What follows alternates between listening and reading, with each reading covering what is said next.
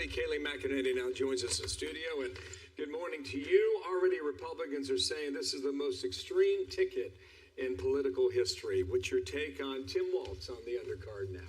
This is a stunning choice. I imagine there's a lot of cheering at Mar-a-Lago at the moment. Look, Tim Walz, he's no one to scoff at. He unseated a 6-term Republican in Congress. He won a conservative district. He began as a moderate. And then he had a radical transformation as soon as he got a trifecta in Minnesota. I think it is fair to call him a progressive in sheep's clothing. When you look at his record over the last few years, what you see are transgender surgeries for minors, carbon electrical grid by 2040, driver's licenses for illegal immigrants. In function, his abortion policy allows abortion until birth. These are policies that are far to the left of America. And as John McCormick at the Wall Street Journal pointed out, Kamala Harris has to do the exact opposite of what Tim Walz did. Tim Walz became more progressive. Kamala Harris is trying to become more moderate. But Republicans are going to say, you've shed all your progressive policies, but yet you chose a progressive instead of the guy who outperformed Donald Trump and Joe Biden in Pennsylvania, and that man's name is Josh Shapiro. And that could potentially bring support from Jewish voters, something the Harris campaign needs sorely, no matter who's on the ticket with her. What do you think tipped the scales for the campaign? It is, as you mentioned, a bit of a shock choice. Do you think it was an ideology bent here, or do you think it was based on raw polling? So the word coming out of the Kamala Harris camp to reporters was chemistry. She wanted someone with whom she had chemistry.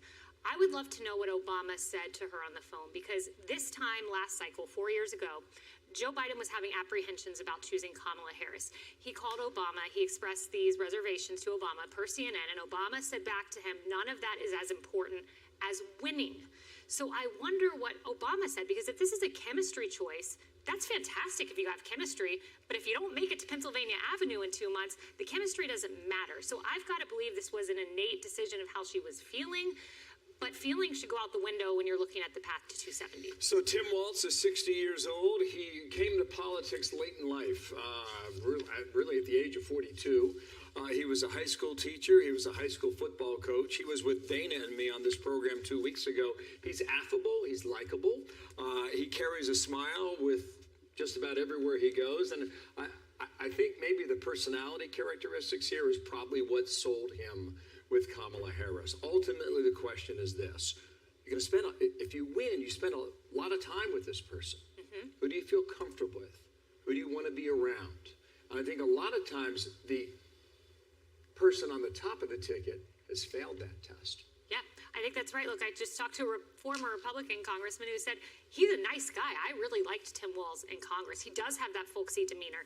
I think maybe there's a belief in the Kamala Harris campaign that he could help with Western Wisconsin, which shares a media market with Minnesota, that he could help in a place like Michigan. So he's not to be dismissed, but it's just leaving a huge, wide, gaping opening for J.D. Vance and Donald Trump to expose with a progressive record when you're trying to sell yourself to independents, which, by the way, Donald Trump is still winning among independents. Joe Biden won independents by 9.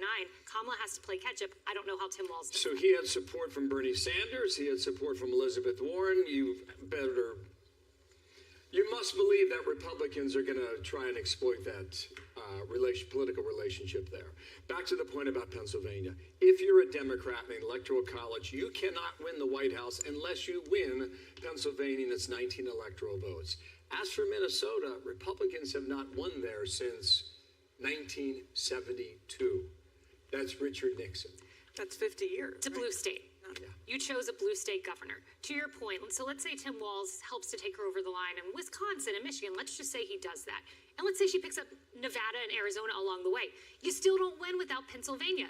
Josh Shapiro outperformed Trump by 3 points in 2016 in Pennsylvania, outperformed Biden by 3 points, then went on to win the gubernatorial race in Pennsylvania by 15 points. If you make a map choice, and I analogize Shapiro to the Glenn Youngkin choice. Glenn Youngkin, an enormously popular governor in Virginia. Maybe he could have helped to take Virginia out of the blue column. She chose not to choose the map choice. The Trump campaign chose not to choose the map choice. In their calculus, I guess VP doesn't matter, and those other traits, the chemistry, the governing, does matter. I'm Steve Ducey. I'm Brian Kilmeade. And I'm Ainsley Earhart. And click here to subscribe to the Fox News YouTube page to catch our hottest interviews and most compelling analysis.